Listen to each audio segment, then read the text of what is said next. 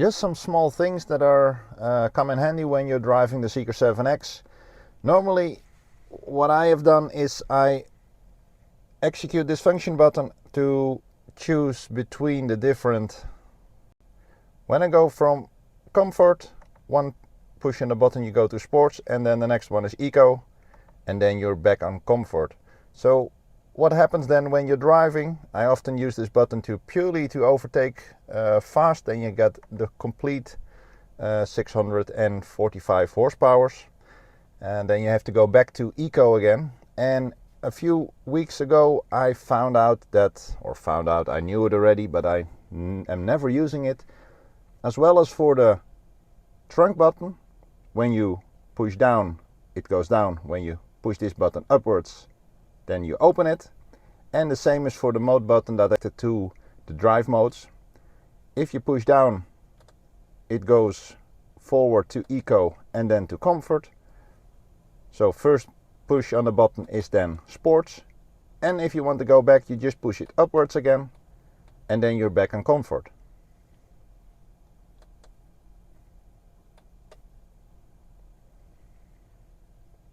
Just a small nice feature that can be used if you want to switch faster between sport mode and comfort mode.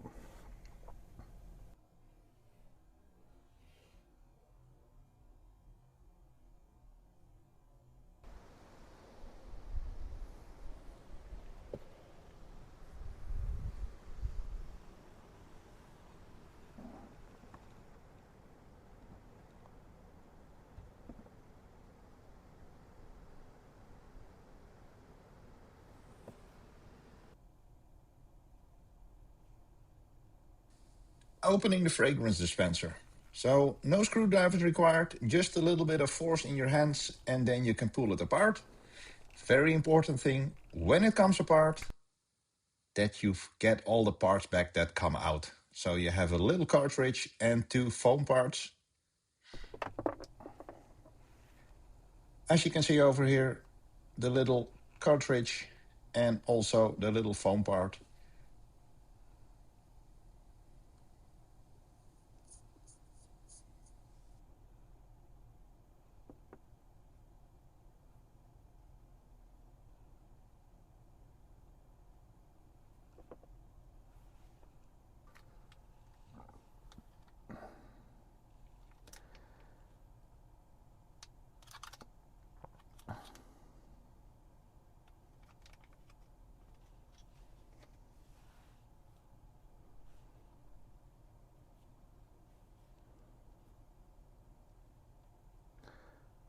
When assembling it again, make sure that the little gray foam part is in the bottom. Then you put the capsule, or how you want to call it, on top of it. Take the other little foam part, put it on top. They purely put it in that it's not shaking when it's in the in this part over here. The only thing then you have to do, because you can see it from here, there is a little bit of a groove on the outside and also on the other side of your plastic part. And the only thing that you have to do is push this on top of it again. And now it's in.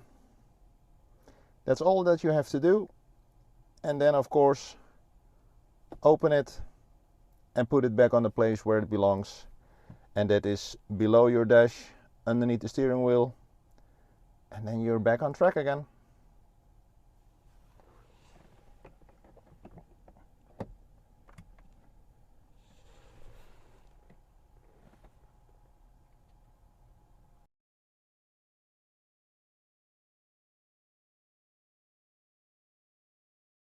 Another small feature you possibly will find also in your manual, I think it's in the Australian manual, but not in the European one, is when you go on the 360 camera and when you're on the normal mode, you can also swipe, or you have the motion from left to right or from right to left, that you can toggle between the different views of the car.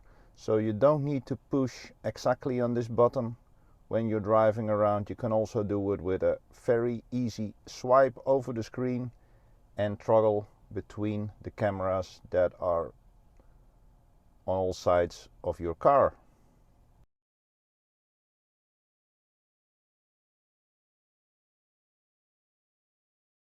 Understanding what happens when you activate the indicators. When you're in driving mode and you activate the indicator, then you can have the possibility to see the full screen around the car. If it's to the right, then you see the right hand of the car. If you go to the left, it will focus on the left hand of the car. And that's all when you are below 30 kilometers per hour.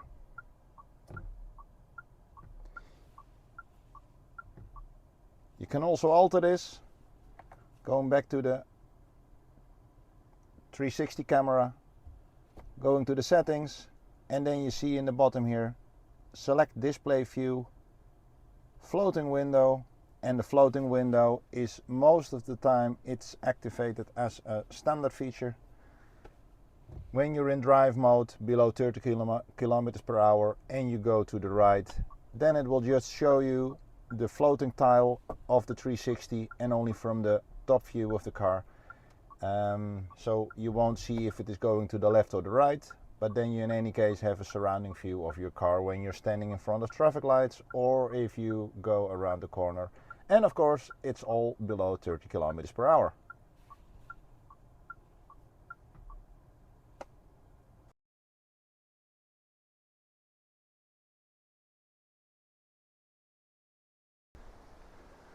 So a small thing that I come across with this car is when you walk toward the door is that sometimes in the morning when you push the button, the car doesn't open.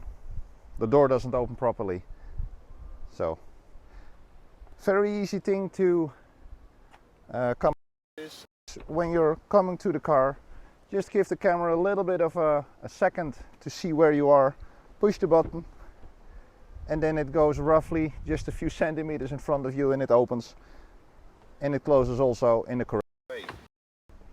So it's purely that the camera, and that is this one over here, it will recognize you.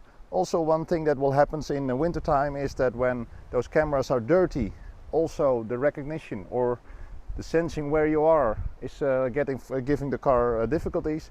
So also keep those cameras clean, and that will also improve the stress factor, or will reduce the stress factor that the doors aren't working properly.